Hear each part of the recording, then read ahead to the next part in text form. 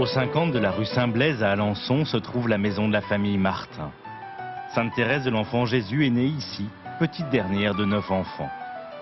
Cette maison fut pour ce foyer un lieu de joie familiale et de peine vécue dans l'espérance.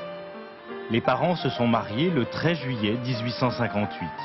Louis avait 35 ans et Zélie 26 ans.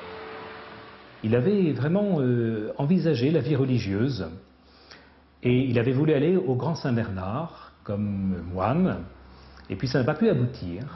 Zélie Martin est une jeune femme qui se pose pas mal de questions sur ce que pourrait être sa vie et notamment, par exemple, sur une vocation religieuse. C'est étonnant parce que c'est au moment de son mariage, on pouvait imaginer que, comme toutes les jeunes filles d'Alençon, elle rêvait de se marier, d'avoir des enfants. Il avait certainement encore à l'époque, avant son mariage, cette forme de vie relativement rangée, d'un homme animé par un idéal de la foi. Et puis, elle se voue à cette passion qui est son travail de la dentelle d'Alençon et finalement, sa vocation matrimoniale, elle ne la connaît pas, elle la connaît qu'au moment où elle va faire la rencontre de Louis. Louis Martin, donc, après son mariage, s'est révélé un époux extrêmement délicat, hein, très tendre, très sensible. Louis entreprend d'abord le métier d'horloger. Il possède une boutique rue du Pont-Neuf et la qualité de son travail est reconnue par ses clients. Il rejoint ensuite l'entreprise de dentelle d'Alençon que sa femme avait ici, dans cette maison. Ils font alors travailler plus de 15 ouvrières. Zélie excelle dans l'art de l'assemblage des pièces. Louis s'occupe de la partie commerciale. Le lien entre Zélie et son mari Louis est un lien très amoureux. Elle aime son mari, elle lui dit, dès qu'ils sont séparés 2 minutes, il y a tout de suite une lettre. Et il lui dit, il me tarde d'être près de toi. Enfin, on sent un couple extrêmement uni, il y a un lien d'affection, d'amitié entre eux qui est extrêmement fort. Et ça se voit de part et d'autre d'ailleurs dans leurs lettres, combien leur éloignement réciproque était pour eux quelque chose d'un petit peu d'éprouvant. Dans ce foyer naissent 9 enfants. 4 meurent en bas âge, ce qui était relativement courant à l'époque, et les 5 filles, Marie, Pauline, Léonie, Céline et Thérèse, vivent dans cette famille où l'on s'aime beaucoup. Thérèse, malgré son petit âge, a un fort caractère. Elle joue souvent dans l'escalier.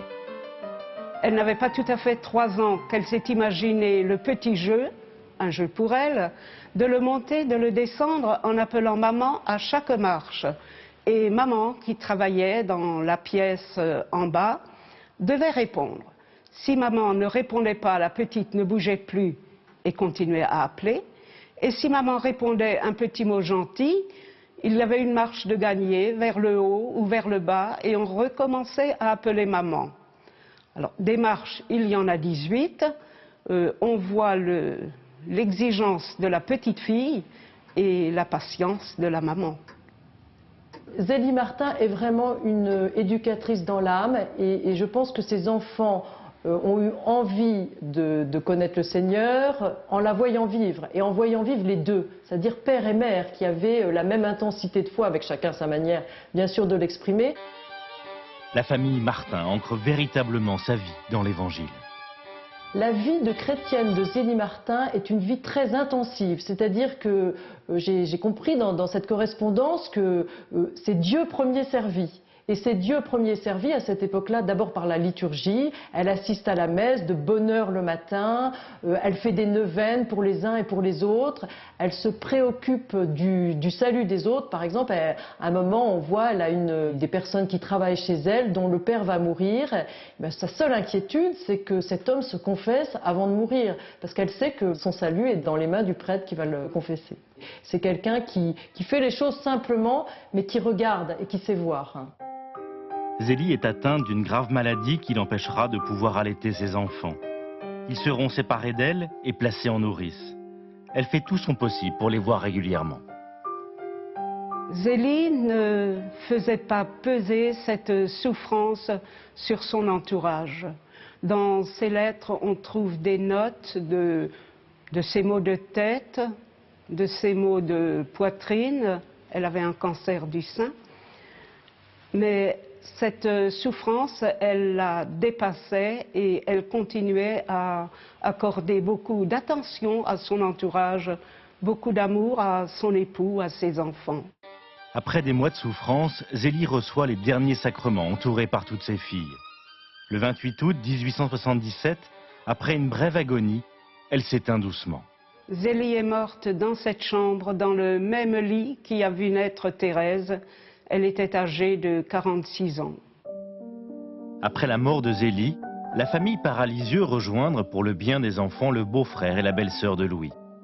Les 5 filles deviendront religieuses, 4 au Carmel et Léonie à la Visitation. Louis tombera lui aussi malade, atteint d'une grave maladie dégénérative.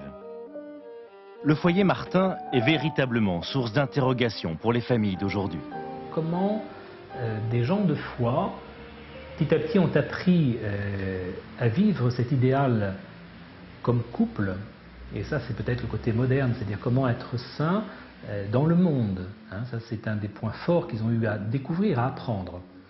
Puis le deuxième, c'est aussi comment ils ont vécu cet idéal dans la confrontation à des moments difficiles de la vie, que ce soit l'arrivée du cancer, ou que ce soit cette maladie cérébrale pour lui-même, voir comment petit à petit ils sont entrés dans une confiance, lâcher prise, un abandon, qui n'est pas sans annoncer déjà quelque chose de ce que Thérèse dira si fortement. Pour moi, mère de famille, le modèle de la famille Martin, Zélie, Louis et les 5 filles, c'est un modèle d'abord très heureux, très actuel. C'est une femme qui travaille, c'est une femme qui est ouverte vers la vie, qui met le Seigneur au premier de cette vie, donc qui lui fait confiance sur pas mal de choses, qui évite de s'enfermer. On aurait pu dire, bon, après la mort des 4 petits, elle aurait pu être d'une tristesse vraiment concentrée sur ce mal et se dire, bah, c'est la fin de tout. Pas du tout. Elle est vraiment donnée à ses enfants et elle organise, elle aime beaucoup les petites fêtes familiales, elle compte déjà dans sa tête, quand Pauline reviendra pour les vacances, on ira se promener là. C'est pas son bonheur premier, aller à la foire d'Alençon, emmener les petits, pas vraiment, mais elle le fait parce qu'elle sait que ça va être le bonheur de sa famille et c'est des joies simples. On sent le sourire de Zélie sur chacune de ses filles. Le bon Dieu m'a donné un père et une mère plus dignes du ciel que de la terre. Sainte Thérèse.